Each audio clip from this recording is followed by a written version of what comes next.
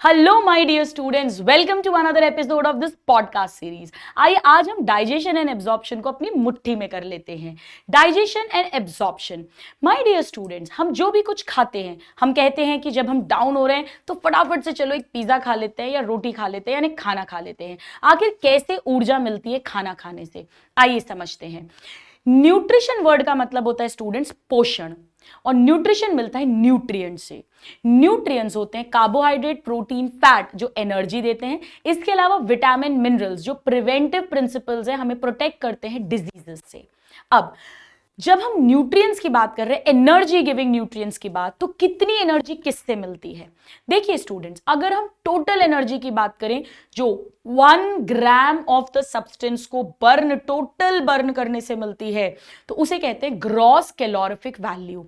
But उसमें से काफी सारी हीट के फॉर्म में लूज हो जाती है, यानी जो हाथ आती है वो होती है फिजियोलॉजिकल वैल्यू। ये डायरेक्ट एनसीईआरटी की लाइंस हैं जिन पे क्वेश्चंस आते हैं और जो जनरली स्टूडेंट्स मिस कर देते हैं। ग्रॉस कैलोरीफिक वैल्यू हमेशा फिजियोलॉजिकल से ज्यादा होगी।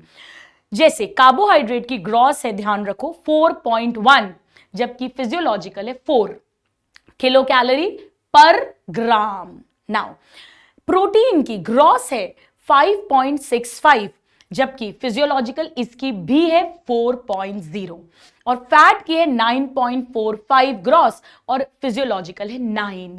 यानी हम क्या देख रहे हैं कि सबसे ज्यादा ऊर्जा हमें फैट खाने से मिलती है। तो क्या इसका ये मतलब है कि हम पूड़ी पराठे चेपते रहें, भटूरे खाते रहें? बिल्कुल नहीं। बॉडी का पहला प्रेफरेंस होता है कार्बोहाइड्रेट को यूज करना, वो जब खत्म हो जाते हैं तब फैट को यूज करना टू मेक एनर्जी, और वो भी खत्म होते हैं तब लास्ट में बॉडी प्रोटीन को यूज करती है। यानी हमें खानी है एक बैलेंस डाइट। अब आइए स्टूडेंट्स, हम थोड़ी सी बात करते हैं कि अगर हमने न्यूट्रिशन प्रॉपरली नहीं लिया तो क्या हो जाएगा? तो हो जाएगा माल नरिशमेंट। माल मतलब एबनॉर्मल न्यूट्रिशन। माल नरिशमेंट में हमें 2 बीमारियां पढ़नी है, टोटल मिला के कहते हैं प्रोटीन एनर्जी माल न्यूट्रिशन, यानी PEM। 2 डिजीजेस हैं, मेरास्मस एंड क्वाशियोरकर। आपकी टिप्स पे कराती हूं। मेरास्मस 1 साल से कम के बच्चे को होता है और क्वाशियोरकर जनरली 1 ईयर से ज्यादा के बच्चे को होता है। मेरास्मस में प्रोटीन एंड कैलोरी यानी प्रोटीन, कार्बोहाइड्रेट, फैट सबकी डेफिशिएंसी होती है। क्वाशियोरकर में ओनली प्रोटीन डेफिशिएंसी होती है। यानी मेरास्मस जनरली कब होता है? जब मदर जल्दी दोबारा से प्रेग्नेंट हो जाए, जब पहला चाइल्ड अभी भी छोटा है या उसकी डिलीवरी हो, यानी वो जो फर्स्ट चाइल्ड है वो इग्नोर हो जाए, उसे मां का दूध, ब्रेस्ट फीडिंग भी ढंग से ना मिल पाए, यानी कैलोरी, प्रोटीन सबकी कमी हो रही है और इस बच्चे को मेरास्मस होगा। क्वाशियोरकर जनरली 1 ईयर से ज्यादा के बच्चे को होता है, जब उसे प्रॉपर बैलेंस डाइट नहीं मिलती और स्पेशली प्रोटीन नहीं मिलता है किसी भी रीजन से, तो प्रोटीन की कमी होती है। अब मेरास्मस में सब क्यूटेनियस फैट यानी स्किन के नीचे का फैट बिल्कुल नहीं होगा, क्योंकि फैट, कार्बोहाइड्रेट सबकी कमी है। यानी मेरास्मस जो है स्टूडेंट, उसमें माचिस की तीली जैसे, मैच स्टिक जैसे लेग्स और हैंड्स हो जाते हैं। क्वाशियोरकर में भी थिन लिम्ब होंगे पर इतने जबरदस्त थिन नहीं होंगे। क्वाशियोरकर में स्वेलिंग, इडीमा आता है प्रोटीन की डेफिशिएंसी के कारण, जो मेरास्मस में नहीं होगा।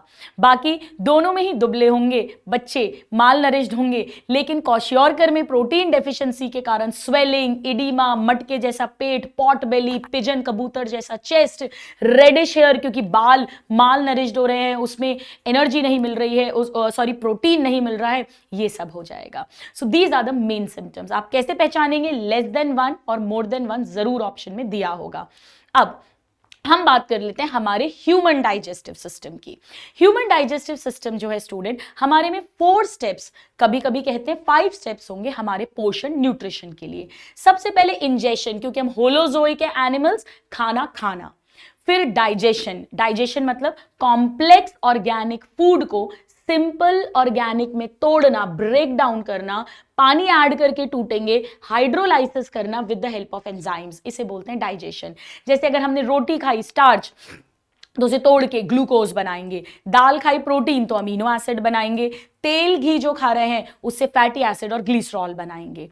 नाउ इसके बाद आएगा जब डाइजेस्ट कर लिया तो डाइजेस्टेड प्रोडक्ट को एब्जॉर्ब करना इनटू द ब्लड, या अगर वो फैट डाइजेशन के प्रोडक्ट्स हैं तो इनटू लिम्फ कैपिलरी, इसे बोलते हैं एब्जॉर्प्शन। इसके बाद में एक एक सेल तक इस डाइजेस्टेड एंड एब्जॉर्ब्ड प्रोडक्ट्स को पहुंचाया जाएगा, जहां पर सेल्स यूटिलाइज करेंगे अपनी ग्रोथ के लिए, एनर्जी बनाने के लिए। That utilisation is called assimilation. और फाइनली जो अनडाइजेस्टेड है, अनएब्जॉर्ब्ड है, that will be thrown out of the body through anus in the form of feces, which is called egestion. So हम इस चैप्टर में डाइजेशन और एब्जॉर्प्शन को पढ़ने वाले हैं। हमारे आइए पहले हम ह्यूमन डाइजेस्टिव सिस्टम का स्ट्रक्चर देख लेते हैं, फिर उसकी फंक्शनिंग देख लेंगे। डाइजेस्टिव सिस्टम को 2 पार्ट्स में डिवाइड करते हैं। माउथ एंटीरियर और एनस पोस्टीरियर के बीच में जो भी टनल है, कैनाल है, गुफा है, एलिमेंट्री कैनाल, और इसके साथ एसोसिएटेड है कुछ डाइजेस्टिव ग्लैंड्स। सबसे पहले एलिमेंट्री कैनाल की बात करते हैं। स्टार्ट होगी माउथ से, ये छेद वेंट्रल, आगे एंटीरियरली, माउथ के बाद बक्कल कैविटी या ओरल कैविटी। इसमें टीथ है, टंग है, पैलेट तालू है, चीक्स हैं। नाउ पैलेट की अगर मैं बात करूं तो एंटीरियरली हार्ड पैलेट है, पोस्टीरियरली सॉफ्ट पैलेट है। सॉफ्ट पैलेट से एक फिंगर लाइक प्रोजेक्शन निकलता है जिसे यूविला बोलते हैं। स्वैलोइंग निगलने के टाइम पर ये क्लोज करता है इंटरनल नॉस्ट्रिल को, ताकि खाना कहीं नाक की कैविटी में ना चला जाए। अब हम आते हैं टंग पे। टंग एक मसल है, स्केलेटल मसल, हम अपनी मर्जी से घुमा फिरा सकते हैं बहुत ज्यादा, और टंग अटैच्ड होती है हायोइड बोन से। टंग का जो अपर सरफेस है, अपर को हमने सीखा है डॉर्सल सरफेस, वहां पर छोटे छोटे उभार हैं, स्मॉल प्रोजेक्शंस, जिन्हें पैपिला बोलते हैं, और इन पर टेस्ट बड्स हैं जिनसे स्वाद आता है, आनंद आता है जीवन का। कई लोग तो जीते ही खाने के लिए हैं। नाउ टंग का जो लोअर सरफेस है वेंट्रल, वो आप अगर अपनी टंग ऊपर करके देखोगे तो एक रेडिश कॉर्ड लाइक स्ट्रक्चर से कनेक्टेड है to the floor of buccal cavity, जिसे बोलते हैं फ्रेनिलम लिंग्वी। नाउ टंग जो है ये गस्टो रिसेप्टर यानी टेस्ट रिसेप्टर है, यहीं पर खाना चबाया जाएगा, सलाइवा से मिक्स किया जाएगा, और स्वैलोइंग में भी रोल प्ले करेगी, स्पीच में भी रोल प्ले करेगी, जो हम शब्द बोलते हैं। अब हम आ जाते हैं टीथ पर। टीथ जो है हमारे, वो 3 याद रखना। नंबर 1 हेटेरोडोंट, डिफरेंट टाइप के हैं। डाइफायोडोंट, ज्यादातर दांत जिंदगी में 2 बार आते हैं। और थीकोडोंट, जॉ बोन के सॉकेट में धसे हैं, अपर जॉ एंड लोअर जॉ दोनों के अंदर। नाउ अगर मैं हेट्रोडोंट की बात करूं, 4 टाइप के टीथ हैं, incisor, canine, premolar and molar. Incisors cutting teeth हैं, कुतरने वाले। कैनाइन्स टीयरिंग एंड शेयरिंग के टीथ हैं, और प्रीमोलर और मोलर गाल में, चीक्स में ग्राइंडिंग, पीसने वाले टीथ हैं। यहां पर हमें समझना होगा कि डाइफायोडोंट का क्या मतलब है। 2 तरह के दांत आएंगे, पहले दूध के दांत, मिल्क टीथ, डेसिडुअस टीथ या टेम्पररी टीथ। डेसिडुअस जैसे पत्ते पतझड़ में झड़ते हैं, ये दांत भी एक बार झड़ जाएंगे, और ये दोबारा से आएंगे तब कहेंगे हम इन्हें परमानेंट टीथ। नाउ हमारा डेंटल फॉर्मूला होता है 2102/2102। इसका क्या मतलब है? डेंटल फॉर्मूला का मतलब है स्टूडेंट, ऊपर और नीचे के आधे आधे दांत, 2 1 2 3, यानी 2 incisor, 1 canine, 2 premolar and 3 molar.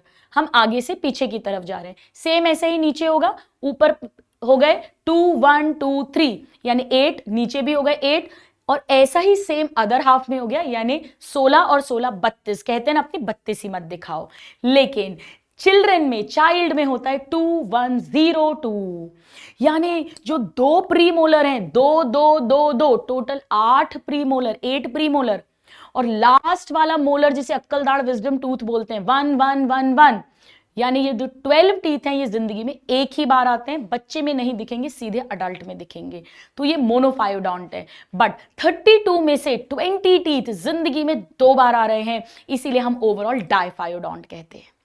Teeth की हार्ड सरफेस जो है, hardest substance of the body, enamel का बना है, ये जो हार्ड च्यूइंग सरफेस होता है। अब आइए हम आगे आ जाते हैं, तो बक्कल कैविटी के अंदर टीथ और टंग की हेल्प से सलाइवा मिक्स होगा, च्यू किया जाएगा, और अब इसे बोलस कहेंगे, जिसे डेग्लूटिशन, निगला जाएगा, स्वैलो किया जाएगा। अब ये पहुंचेगा बक्कल कैविटी के बाद फैरिंग्स में। फैरिंग्स में हवा भी आएगी और फैरिंग्स में खाना भी आएगा, यानी common passage for air and food. Pharynx के बाद आएगा ईसोफेगस। ईसोफेगस की अपर ओपनिंग को गलेट कहेंगे। ईसोफेगस एक लॉन्ग मस्कुलर ट्यूब है जो नेक से स्टार्ट होगी, थोरैक्स में आएगी, डायफ्राम को पियर्स करेगी, पोस्टीरियरली रहती है, फ्रंट में ट्रेकिया है, पीछे ईसोफेगस है और ओपन हो जाएगी स्टमक में। जहां स्टमक में ओपन होगी वहां पर स्टूडेंट्स एक स्फिंक्टर होगा जिसे बोलते हैं कार्डियक स्फिंक्टर या गैस्ट्रो ईसोफेजियल स्फिंक्टर, जो जब स्टमक कॉन्ट्रैक्ट करेगा तो खाने का बैकफ्लो, रीगर्जिटेशन ऑफ फूड को प्रिवेंट करेगा। अब आ जाते हैं हम स्टमक पे। स्टमक जे शेप्ड का वाइडेस्ट पार्ट है एलिमेंट्री कैनाल का और यहाँ पे फूड स्टोर होता है 4 to 5 आवर्स के लिए। यहाँ पे गैस्ट्रिक ग्लैंड्स भी होंगे, अभी हम देखेंगे, और जहां से प्रोटीन का कुछ डाइजेशन भी हो जाएगा। नाउ स्टमक के 4 पार्ट्स हैं। डोम शेप्ड का फंडस, जहां ईसोफेगस ओपन हो रही है, cardiac, main body that is called corpus, and pylorus which will now continue into duodenum। अब हम आ जाते हैं डिओडेनम पे। स्मॉल इंटेस्टाइन आएगी स्टमक के बाद, जिसका पहला पार्ट है डिओडेनम, फिर जेजुनम, फिर इलियम। डिओडेनम शॉर्टेस्ट पार्ट है, सी शेप्ड है। डी और सी पास पास आते हैं तो सी शेप्ड है। ये सी शेप्ड है और इसमें स्टमक ओपन होता है। पाइलोरिक पार्ट, यहां पे भी एक स्फिंक्टर होगा, पाइलोरिक स्फिंक्टर, ताकि जो खाना डिओडेनम में आ जाए बैक फ्लो होके स्टमक में ना जाए। डिओडेनम में मैक्सिमम डाइजेशन होता है, मैक्सिमम डाइजेशन। और डिओडेनम के बाद जेजुनम कॉइल्ड है, इलियम हाईली कॉइल्ड है। जेजुनम में मैक्सिमम एब्जॉर्प्शन होता है, तो डिओडेनम में मैक्सिमम डाइजेशन, जियोजुनम में मैक्सिमम एब्जॉर्प्शन। इसके बाद इलियम जो है last part of small intestine, highly coiled, वो ओपन होगी लार्ज इंटेस्टीन में। लार्ज इंटेस्टीन का पहला पार्ट है सीकम, ये ब्लाइंड है, एक तरफ से बंद है, दूसरी तरफ ऊपर कोलॉन से कनेक्टेड है। यहां पे माइक्रोब्स भी रहते हैं जो सिम्बायोटिक हैं, हमारे प्यारे फेवरेट दोस्तों की तरह हैं। यहीं पर एक और वैल्व होगा, इलियोसीकल वैल्व। इसका काम है कि जो खाना फूड सीकम में आ गया, कहीं उसका back flow back into ileum ना हो। इनके जंक्शन पर एक small finger like tubular structure है जिसे वर्मीफॉर्म अपेंडिक्स कहते हैं, जो रूडिमेंट्री या वेस्टिजियल है। अब सीकम के बाद आएगा कोलॉन। कोलॉन में पहले ascending colon, transverse colon, descending colon, sigma shape की सिग्मोइड कोलॉन, और उसके बाद आएगा रेक्टम। रेक्टम में फीकल मैटर स्टोर होगा, स्टोर हाउस ऑफ फीसेस है। यहीं पर मास पेरिस्टाल्सिस होगा, मूवमेंट होंगे, और फिर एनस के through faeces will be excreted out.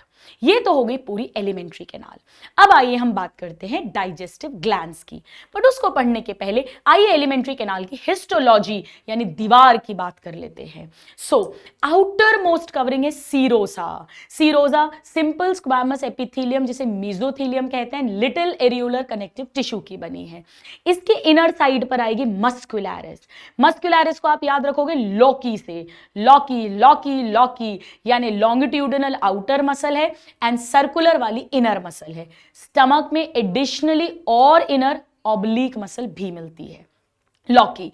तो सीरोजा, सीरोजा के अंदर की तरफ हो गई मस्कुलैरिस। मस्कुलैरिस के इनर आएगी सब म्यूकोसा। इसमें कनेक्टिव टिश्यू है, loose connective tissue, blood supply, nerve supply, lymph supply, सब कुछ है।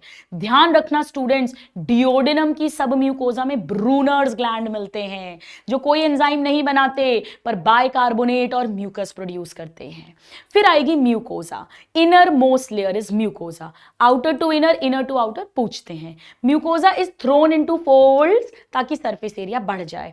इन फोल्ड्स को स्टमक में जो टेम्पररी फोल्ड्स हैं म्यूकोसा के रुगी कहते हैं, और इन्हें स्मॉल इंटेस्टीन में फिंगर लाइक विलई कहते हैं। विलई में जो सेल्स होंगे ये सब सिंपल कॉलमनार एपिथेलियम हैं, ये हम पढ़ चुके हैं स्ट्रक्चरल ऑर्गेनाइजेशन में। इनमें माइक्रोविलई भी मिलेंगे। विलई माइक्रोविलई एब्जॉर्प्टिव सरफेस एरिया बढ़ा रहे हैं क्योंकि स्मॉल इंटेस्टीन से मैक्सिमम एब्जॉर्प्शन होना है। नाउ ये हो गई हिस्टोलॉजी की बात। अब हम आ जाते हैं स्टूडेंट्स इसके एसोसिएटेड ग्लैंड्स पे। पहला एसोसिएटेड ग्लैंड है सलाइवरी ग्लैंड। सलाइवरी ग्लैंड ध्यान रखो outside, just outside buccal cavity location है। 3 पेयर है, 3 जोड़ी। पहला पैरोटिड, दो सब मैंडिबुलर या सब मैक्सिलरी, एंड 2 सब लिंगुअल। ध्यान रखना पेयर पूछ रहे हैं या टोटल नंबर पूछ रहे हैं। 3 पेयर, टोटल 6। पैरोटिड लार्जेस्ट है, सब मैंडिबुलर उससे छोटा है, सब लिंगुअल सबसे छोटा है।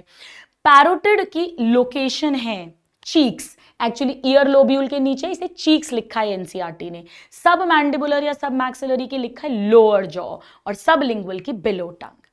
इनकी डक्ट्स के नाम आने चाहिए, भले ही एनसीईआरटी में नहीं दिया है। पैरोटिड का नाम है स्टेनसन्स डक्ट, पीएस यानी स्टेनसन्स डक्ट पैरोटिड की। सब मैंडिबुलर की वॉटन्स डक्ट जो सबसे बड़ी डक्ट है, और Rivinus ducts, ducts of Rivinus sublingual की। सलाइवरी ग्लैंड का काम है सलाइवा बनाना, जिसकी अभी हम थोड़ी देर में बात करेंगे। अब हम आ जाते हैं स्टूडेंट्स फटाफट से लिवर पे। लिवर और gall bladder. Liver largest gland of the body है, 1.2 से 1.4 kg इसका वजन है। ये राइट साइड में है, एब्डोमिनल कैविटी में जस्ट बिलो डायफ्राम। जबकि स्टमक को क्या कहते थे, स्टमक में अगर हम पेट में एब्डोमेन में 4 क्वाड्रेंट करें तो लेफ्ट साइड में है, left upper quadrant of abdominal cavity में स्टमक की लोकेशन है। अब लिवर के 2 लोब्स हैं, right lobe and left lobe. Right lobe के साथ कनेक्टेड है गॉल ब्लैडर। लिवर बाइल बनाएगा, गॉल ब्लैडर नाशपाती पियर शेप का बाइल को स्टोर एंड कॉन्सेंट्रेट करेगा। लिवर जो है स्टूडेंट्स, इसकी यूनिट को कहते हैं, स्ट्रक्चरल यूनिट को हिपैटिक लोब्यूल। हिपैटिक लोब्यूल के चारों तरफ एक कनेक्टिव टिश्यू की कवरिंग है जिसे कहते हैं Glisson's capsule. Now hepatic lobule क्या है, इसमें हिपैटोसाइट यानी लिवर के सेल्स हैं, कॉर्ड्स के रूप में अरेंज्ड हैं, यही बाइल प्रोड्यूस करेंगे माय डियर स्टूडेंट्स। लिवर के राइट साइड का सारा बाइल लेकर एक डक्ट आएगी, लेफ्ट साइड का सारा बाइल लेकर एक डक्ट आएगी। Right hepatic duct, left hepatic duct मिलके बनाएगी कॉमन हिपैटिक डक्ट। ये बाइल लिवर गॉल ब्लैडर में स्टोर एंड कॉन्सेंट्रेट होगा। Very very important. Gall bladder की डक्ट को सिस्टिक डक्ट बोलते हैं। जब सिस्टिक डक्ट और कॉमन हिपैटिक डक्ट मिलेगी तो बनेगी कॉमन बाइल डक्ट। नाउ अब हम आ जाते हैं पैनक्रियाज पे। पैनक्रियाज जो है माय डियर स्टूडेंट्स, पैनक्रियाज एक लंबा इलोंगेटेड सा है जो डियोडेनम के सी शेप्ड लूप में है। यहां पर पैनक्रियाटिक जूस बनेगा जिसकी अभी हम बात करेंगे। पैनक्रिया एक हेटेरोक्राइन मिक्स्ड ग्लैंड है, यानी इसका एक्सोक्राइन पार्ट है जो पैनक्रियाटिक जूस बना के डक्ट के थ्रू डालेगा, और एक एंडोक्राइन पार्ट है, आइलेट ऑफ लैंगरहैंस जिसकी यूनिट है, जहां से हॉर्मोन्स बनेंगे जो डायरेक्ट ब्लड में डाले जाएंगे। अल्फा सेल ग्लूकेगॉन हार्मोन बनाएगा, बीटा सेल इंसुलिन हार्मोन बनाएगा, डेल्टा सेल सोमैटोस्टैटिन। इसकी बात हम केमिकल कोऑर्डिनेशन चैप्टर में और आगे बढ़ाएंगे। अब कॉमन बाइल डक्ट जो सिस्टिक डक्ट और कॉमन हिपैटिक डक्ट के जुड़ने से बनी है, वो कॉमन बाइल डक्ट पैनक्रिया की मेन डक्ट के साथ जुड़ेगी, तो ये बन गई हिपैटो, लिवर से आ रही है, पैनक्रियाटिक डक्ट। ये थोड़ा फूलेगी तो कहेंगे एम्पुला ऑफ वाटर, और ये ओपन हो जाएगी डियोडेनम में, क्योंकि खाना तो डियोडेनम में आ रहा है ना, तो बाइल पैनक्रियाटिक जूस सबकी जरूरत कहाँ है, डियोडेनम में है। यहां पर एक स्फिंक्टर होगा कंट्रोल करने के लिए जिसे बोलेंगे sphincter of Oddi. So liver, gall bladder, pancreas and salivary gland, ये हो गए एसोसिएटेड ग्लैंड। तो ये पूरा स्ट्रक्चर हो गया my dear students of the alimentary canal, पूरा डाइजेस्टिव सिस्टम आई शुड से।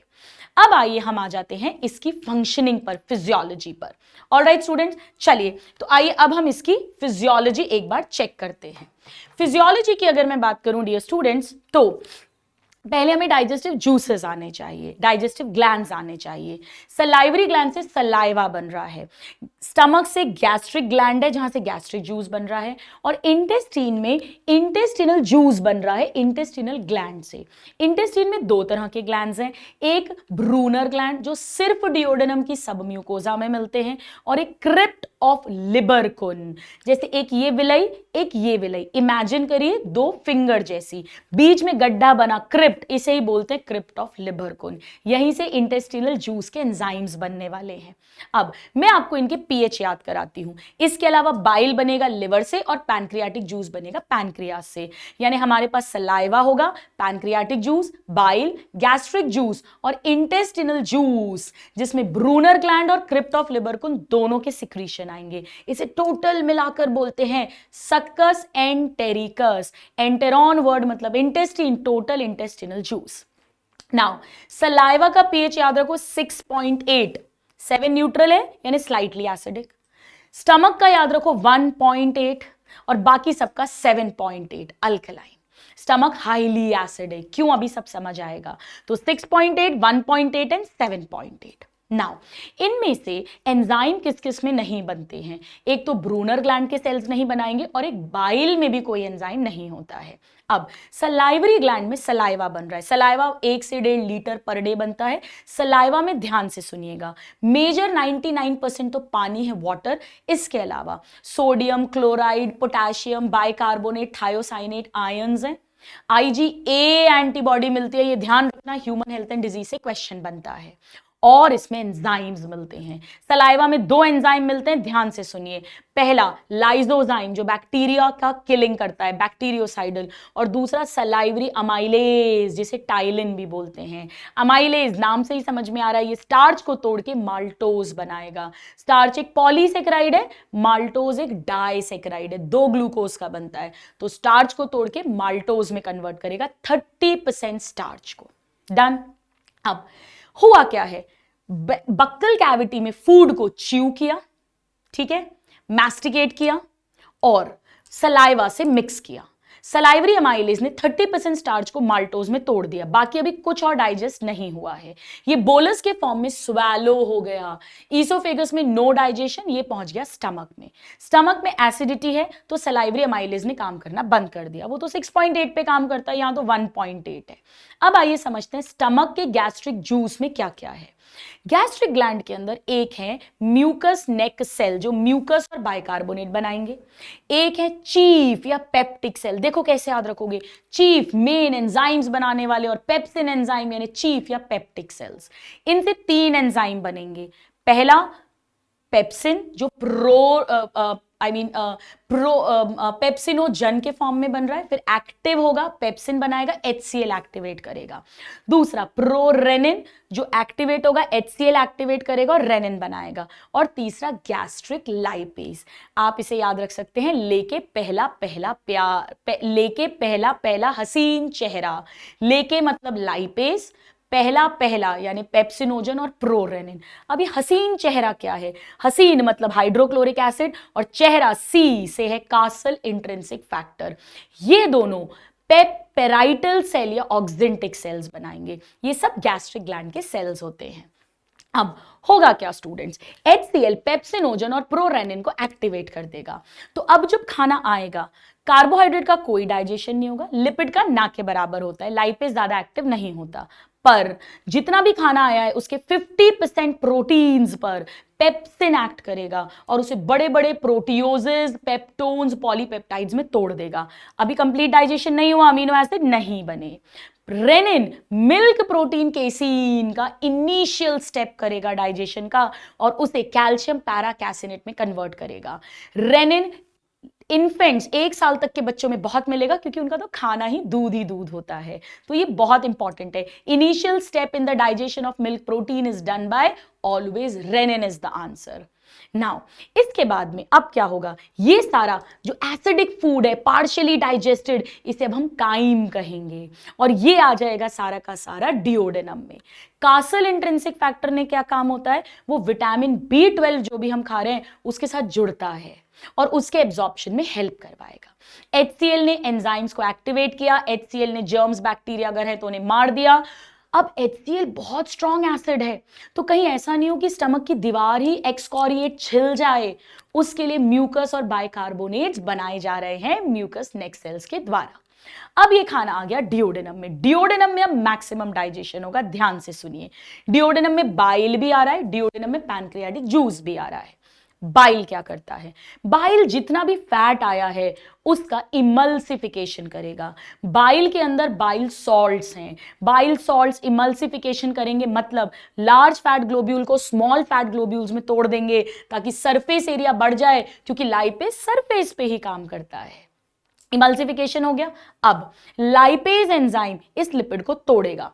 कैसे तोड़ेगा? पार्ट्स में तोड़ता है। लिपिड मतलब ट्राइग्लिसराइड, पहला बॉन्ड तोड़ेगा डाइग्लिसराइड, एक फैटी एसिड अलग, फिर एक और ईस्टर बॉन्ड तोड़ेगा मोनोग्लिसराइड, एक और फैटी एसिड अलग, फिर एक और ईस्टर बॉन्ड तोड़ेगा तो ग्लिसरॉल अलग और फैटी एसिड अलग। अब ये लाइपेज कहां है स्टूडेंट? एक लाइपेज इंटेस्टिनल जूस में है और एक लाइपेज पैनक्रियाटिक जूस से आता है। तो 2 लाइपेज है, इंटेस्टिनल और पैनक्रियाटिक। ये हो गई लिपिड की कहानी। अब समझो इसके अलावा क्या होगा। जो न्यूक्लिक एसिड आया है डीएनए आरएनए, वो पॉलीन्यूक्लियोटाइड है। तो पैनक्रियाटिक जूस से आया है न्यूक्लियेज, वो इनके फॉस्फोडाइस्टर बॉन्ड को तोड़ेगा और इन्हें न्यूक्लियोटाइड में कन्वर्ट कर देगा। फिर क्रिप्ट ऑफ लिबरकुन जो इंटेस्टिनल जूस है, वहां से न्यूक्लियोटाइडेज निकलेगा, इन्हें न्यूक्लियोसाइड में कन्वर्ट करेगा। फिर न्यूक्लियोसाइडेज निकलेगा तो नाइट्रोजन बेस अलग और शुगर अलग, यानी न्यूक्लियेज आया पैनक्रियाटिक जूस से, न्यूक्लियोटाइडेज साइडेज आए क्रिप्ट ऑफ लिबरकुन यानी इंटेस्टिनल जूस से। अब कार्बोहाइड्रेट में क्या होगा, ध्यान से समझो। 30% स्टार्च ऑलरेडी माल्टोज में टूट कर आया है और 70% स्टार्च ऐसा का ऐसा आया है। अब पैनक्रियाटिक जूस से अमाइलेज आएगा, तो पैनक्रियाटिक जूस से अमाइलेज भी आता है और लाइपेज भी आता है। अमाइलेज ने बचे हुए 70% स्टार्च को माल्टोज में तोड़ दिया। अब इस माल्टोज को तोड़ने के लिए माल्टेज चाहिए, जो दोनों ग्लूकोज के बीच के बॉन्ड को तोड़ेगा। माल्टेज इंटेस्टिनल जूस बनाता है, जो सक्कस एंटेरिकस है, क्रिप्ट ऑफ लिबरकुन है, वो 2 ग्लूकोज में तोड़ देगा, मोनोमर बन गया। इसके अलावा अगर हमने चीनी खाई है सुक्रोज, तो सुक्रेज एंजाइम भी इंटेस्टिनल जूस बनाएगा, ग्लूकोज फ्रक्टोज में तोड़ देगा। इसके अलावा अगर हम दूध पी रहे हैं तो उसमें लैक्टोज शुगर है, लैक्टेज एंजाइम भी इंटेस्टिनल जूस बनाएगा, ग्लूकोज और गैलेक्टोज में तोड़ देगा। यानी अगर आप ध्यान से देखो ना स्टूडेंट्स, तो फाइनल स्टेप्स के एंजाइम्स इंटेस्टिनल जूस में मिल रहे हैं। न्यूक्लियस पैनक्रियाटिक जूस में, बट न्यूक्लियोटाइडेज साइडेज इंटेस्टिनल जूस में। अमाइलेज सलाइवरी और पैनक्रियाटिक, लेकिन maltase sucrase lactase intestinal juice में। आ रहा है समझ में, मजे आ रहे हैं आपको। यानी फाइनल वाले जो एंजाइम्स हैं वो सब इंटेस्टिनल जूस में बनते हैं। लाइपेज दोनों में है, pancreatic as well as intestinal. अब इसके बाद हम प्रोटीन की बात करते हैं। 50% प्रोटीन पेप्सिन ने बड़े बड़े प्रोटियोजेस पेप्टोन्स में तोड़ दिया है। बचा हुआ 50% कौन तोड़ेगा, ध्यान से सुनो। पैनक्रियाटिक जूस से ट्रिप्सिनोजन और काइमोट्रिप्सिनोजन आते हैं, ये इनएक्टिव फॉर्म में है अभी। ट्रिप्सिनोजन को ट्रिप्सिन में एक्टिवेट करेगा एंटेरोकाइनेज, ये इंटेस्टिनल जूस बनाएगा। और फिर ट्रिप्सिन काइमोट्रिप्सिनोजन को एक्टिवेट करके काइमोट्रिप्सिन बनाएगा। और अब ये दोनों मिलकर बचे हुए 50% प्रोटीन को प्रोटियोजेस, पॉलीपेप्टाइड्स और पेप्टोन्स में तोड़ देंगे। पर अभी भी हमें अमीनो एसिड नहीं मिले। अब इन सब पे एक तरफ से अमाइनो पेप्टाइडेज जो सक्कस एंटेरिकस से आ रहा है, एक तरफ से कार्बोक्सी पेप्टाइडेज जो पैनक्रियाटिक जूस से आया था, पहले प्रो फॉर्म में था, ट्रिप्सिन ने इसे भी एक्टिवेट किया, वो तोड़ना शुरू करेंगे। करते करते करते करते फाइनली 2 अमीनो एसिड रह जाएंगे, एक पेप्टाइड बॉन्ड से जुड़े, यानी डाइपेप्टाइड। इसे अब डाइपेप्टाइडेज तोड़ेगा। बताओ आखिरी स्टेप है, कहां एंजाइम मिलेगा डाइपेप्टाइडेज, इंटेस्टिनल जूस में। मैं एक बार क्विकली समराइज करती हूं। प्रोटीन के अंदर पेप्सिनोजन यानी पेप्सिन और रेनिन स्टमक में हो गए, ट्रिप्सिनोजन काइमोट्रिप्सिनोजन पैनक्रियाटिक जूस से आए, और प्रो कार्बोक्सी पेप्टाइडेज भी पैनक्रियाटिक जूस से आया। अमाइनो पेप्टाइडेज डाइपेप्टाइडेज और वो एक्टिवेटर एंटेरोकाइनेज इंटेस्टिनल जूस से आ गए। अच्छे से समझ आ गया, सब कुछ टूट गया, फैटी एसिड ग्लिसरॉल मिल गया, डीएनए आरएनए पूरा टूट गया, सारे कार्बोहाइड्रेट टूट गए और सारे प्रोटीन टूट गए। यानी अब डाइजेशन कंप्लीट हो गया। अब इनका कराना है एब्जॉर्प्शन। अब एब्जॉर्प्शन कैसे होता है, ध्यान से सुनिए। पहले हम पढ़ते हैं एब्जॉर्प्शन कैसे होगा। देखो, ग्लूकोज, गैलेक्टोज इनका और अमीनो एसिड इनका तीनों तरह से एब्जॉर्प्शन होता है ब्लड कैपिलरी में। एक्टिव एब्जॉर्प्शन सोडियम आयन के साथ, पैसिव में फैसिलिटेटेड जहां इनको करियर प्रोटीन की जरूरत पड़ेगी, और सिंपल डिफ्यूजन। हम ऑलरेडी जानते हैं कि फैसिलिटेटेड और सिंपल दोनों में हाई टू लो कॉन्सेंट्रेशन जाएगा, और एक्टिव में लो टू हाई एटीपी का यूज करेगा। तो तीनों तरीके से अमीनो एसिड और ग्लूकोज का एब्जॉर्प्शन होता है with sodium ion. Chloride ion simple diffusion से ब्लड में एब्जॉर्ब हो जाते हैं। पानी सिंपल डिफ्यूजन ऑस्मोसिस से पैसिवली एब्जॉर्ब हो जाता है। अब हम आते हैं, ये हमने अमीनो एसिड और ग्लूकोज की बात कर ली। अब हम आ जाते हैं लिपिड पर। लिपिड में फैटी एसिड और ग्लिसरॉल जो हैं ये वाटर में इनसॉल्युबल है, इसीलिए ये ब्लड कैपिलरी में एब्जॉर्ब नहीं हो सकते। तो फिर क्या करें, इन्हें लिम्फ कैपिलरी लैक्टियल में एब्जॉर्ब कराएंगे। वही जो विलई है वहीं पर ब्लड कैपिलरीज आ रही है, वहीं पर लिम्फ कैपिलरीज आ रही है, क्योंकि स्मॉल इंटेस्टीन में ही तो सारा डाइजेशन हो रहा है, वहीं से तो एब्जॉर्ब करवाना है। तो कैसे एब्जॉर्ब होगा आइए समझते हैं। इसमें भी हमारी हेल्प बाइल करेगा। बाइल के अंदर बाइल सॉल्ट्स जो हैं वही मदद करेंगे। बाइल सॉल्ट्स क्या करते हैं, वो इन फैटी एसिड और ग्लिसरॉल प्लस फॉस्फोलिपिड, उसमें कोलेस्टेरॉल भी है, उन सबको अरेंज कर देते हैं बीच में और फॉस्फोलिपिड ऐसे लगाते हैं कि उसका हेड जो वाटर लविंग हेड है वो आउटर साइड पे आ जाए। इस स्ट्रक्चर को बोलते हैं मिसेल। ये ल्यूमन में बन रहा है। अब ये मिसेल सिंपल डिफ्यूजन से इंटेस्टाइन के सेल के अंदर घुसेगा। डाइजेशन तो ल्यूमन में हो रहा है खाली जगह पे, यानी एंटेरोसाइट के अंदर घुसेगा। वहां घुसने के बाद में इनका रीऑर्गेनाइजेशन होगा और इन्हें काइलोमाइक्रॉन में कन्वर्ट करेंगे। काइलोमाइक्रॉन का मतलब है बीच में लिपिड और चारों तरफ प्रोटीन की coating, small protein coated lipid के मॉलिक्यूल्स हैं काइलोमाइक्रॉन्स, और ये एब्जॉर्ब हो जाएंगे अब लिम्फ कैपिलरी लैक्टियल के अंदर। अल्टीमेटली फिर उन्हें ब्लड में डाला जाएगा, राइट। तो ये तो हमने देखा किस चीज का एब्जॉर्प्शन कैसे होता है, यानी बाइल सॉल्ट फैट का डाइजेशन भी करा रहे हैं, इमल्सिफिकेशन में हेल्प कर रहे हैं और बाइल सॉल्ट फैट के एब्जॉर्प्शन में भी हेल्प कर रहे हैं। तो स्टूडेंट्स, सलाइवा में मैंने बताया लाइजोजाइम और सलाइवरी अमाइलेज मेन 2 एंजाइम्स हैं। गैस्ट्रिक जूस में 3 है, पेप्सिनोजन, प्रोरेनिन, गैस्ट्रिक लाइपेज, इसके अलावा HCl और Castle intrinsic factor. Pancreatic juice में 6 एंजाइम्स हैं, nuclease, amylase, lipase, chymotrypsinogen, trypsinogen and procarboxypeptidase. और इंटेस्टिनल जूस के अंदर nucleotidase, nucleosidase, lipase, sucrase, lactase, maltase और एंटेरोकाइनेज, ये सब है। बाइल के अंदर कोई एंजाइम नहीं है। बाइल के अंदर बाइल सॉल्ट्स हैं, कोलेस्टेरॉल है, फॉस्फोलिपिड्स हैं, बाइल पिगमेंट्स हैं, बिलिरुबिन, बिलिवर्डिन, जो एक्सक्रीटरी वेस्ट मटेरियल होता है। डन।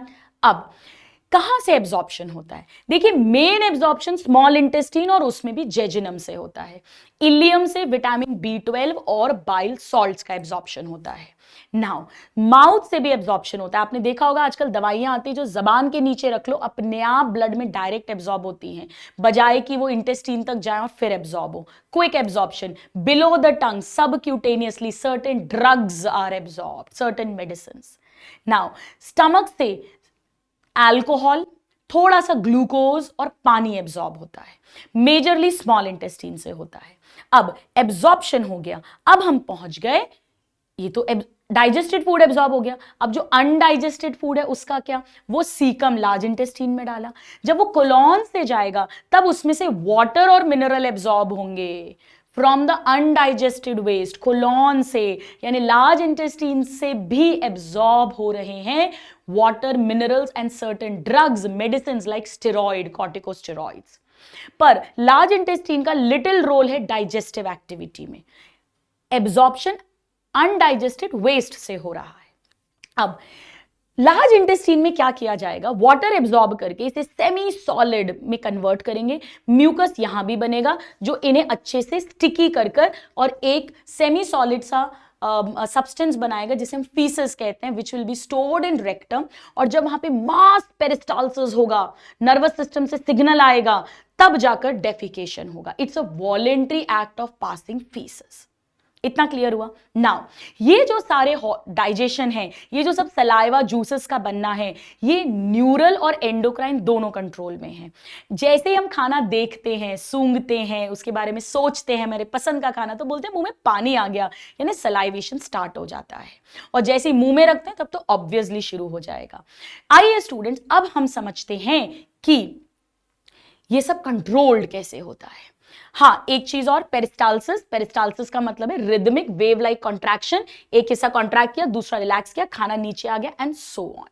अब आइए हम हार्मोन्स की बात करते हैं। ये लोकल हार्मोन्स है। हमें मेन 6 हार्मोन्स आने चाहिए, उसमें से भी 4 तो एक्स्ट्रा इंपॉर्टेंट है।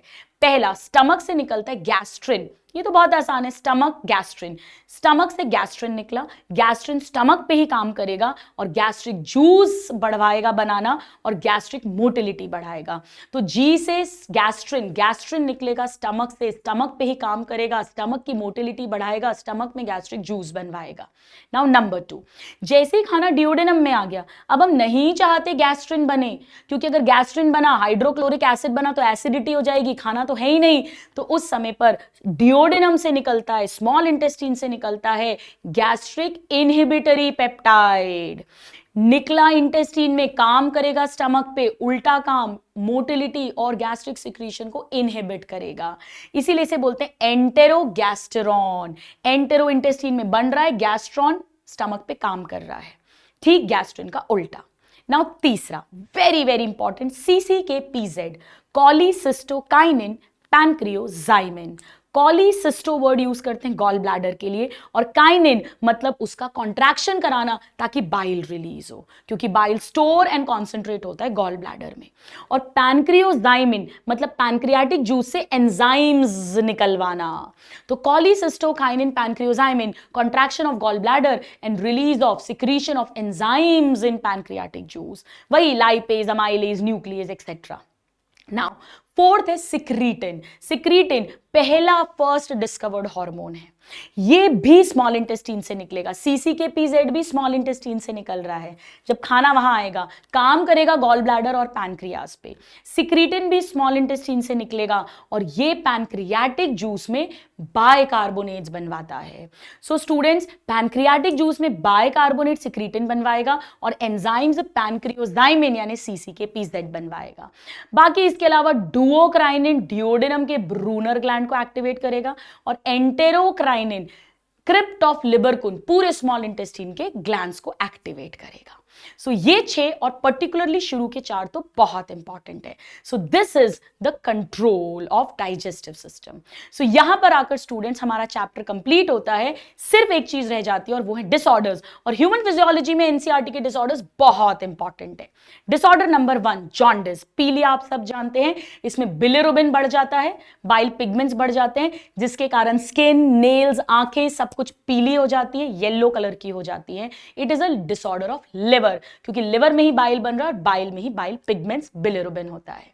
नाउ नंबर 2 है वॉमिटिंग। वॉमिटिंग हम सब जानते हैं, उल्टी आना, यानी जो पेट में है वो मुंह से बाहर निकल जाना, egestion of stomach contents through the mouth. Vomiting के पहले जी मिचलाता है, फीलिंग ऑफ वॉमिटिंग, उसे कहते हैं नॉशिया। वॉमिटिंग सेंटर सारे सेंटर्स की तरह मेड्यूला में होता है। तो ये हो गया हमारा जॉन्डिस और वॉमिटिंग। अब हम आ जाते हैं इनडाइजेशन। इनडाइजेशन मतलब डाइजेशन ठीक से नहीं हो रहा। डाइजेशन नहीं होगा तो हमें पेट भरा भरा रहेगा, फीलिंग ऑफ फुलनेस रहेगी। इनडाइजेशन क्यों हो रहा है? या तो खाना जितना खा रहे हो उतने एंजाइम्स नहीं बन रहे, इनएडिक्वेट एंजाइम्स वही डाइजेस्ट कराते थे, या आपने एक्स्ट्रा खा लिया ओवर ईटिंग, या आपने स्पाइसी फूड खा लिया, या आपको बहुत घबराहट है तब भी डाइजेशन गड़बड़ होता है, यानी कि anxiety. So over eating, eating spicy food, anxiety and इनएडिक्वेट enzyme production. अब हम आ जाते हैं माय डियर स्टूडेंट्स 2 और डिसऑर्डर्स पर, जिनके नाम है डायरिया यानी लूज मोशन, दस्त, और कॉन्स्टिपेशन यानी कब्जी। देखिए दोनों में ही बॉवल का मूवमेंट गड़बड़ हो रहा है, इंटेस्टाइन का मूवमेंट गड़बड़ हो रहा है। अगर बहुत जल्दी जल्दी पेरिस्टाल्सिस हुआ तो पानी तो एब्जॉर्ब हो ही नहीं पा रहा कोलॉन से, तो वो एक्स्ट्रा पानी फीसेस में जाएगा यानी लूज मोशन हो गया।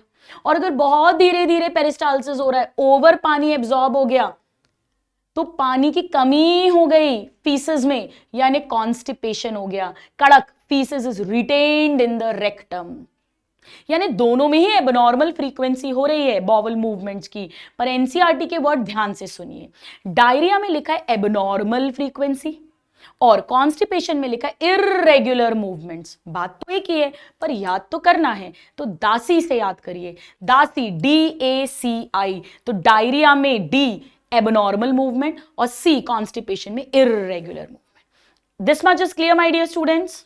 All right, my dear students. So with this, we complete the quick revision of podcast revision of digestion and absorption. I hope आपको मजे आ रहे हैं, उतने ही मजे जितने गाना सुनने में आते हैं, और आपको वैसे याद हो रहा है जैसे गाना सुनते में मजे आके याद होता है। तो मिलते हैं अगले लेक्चर में of this podcast series. Till then, God bless you all.